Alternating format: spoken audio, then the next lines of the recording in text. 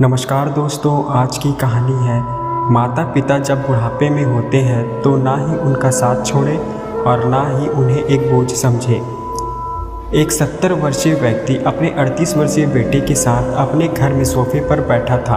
अचानक उसकी नज़र खिड़की पर बैठे एक कबूतर पर पड़ी। पिता ने अपने बेटे से पूछा, यह कौन सा पक्षी है? बेटे ने जवाब दिया, यह कबूतर है पिताजी। कुछ देर बाद पिता ने फिर से अपने बेटे से पूछा, यह कौन सा पक्षी है? बेटे ने जवाब दिया, पिताजी मैंने अभी आपको बताया था ना, यह एक कबूतर है। कुछ समय बाद बुजुर्ग पिता ने फिर से अपने बेटे से तीसरी बार पूछा, यह कौन सा पक्षी है?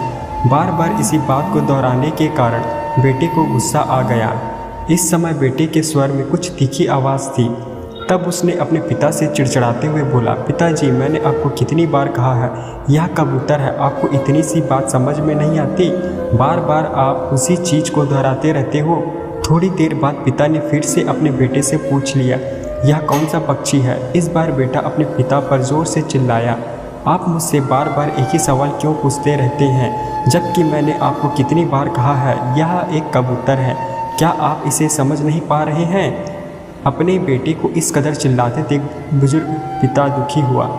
थोड़ी देर बाद पिता अपने कमरे में गए और एक पुरानी डायरी लेकर वापस आए, जिसे उन्होंने अपने बेटे के जन्म के बाद से ही संभाल कर रखा था। उस डायरी को अपने बेटे को देते हुए पहले पेज को पढ़ने के लिए कहा। जब बेटे ने इसे पढ़ा तो उसमें कुछ ऐसी बातें थीं जो बचपन की यादों से जुड़ी हुई थी। आज मेरा 4 साल का बेटा सोफे पर मेरे साथ बैठा था जब खिड़की पर एक मिट्ठू बैठा था। मेरे बेटे ने मुझसे 20 बार पूछा कि यह क्या है। मैंने उसे 20 बार जवाब दिया कि यह एक मिट्ठू है।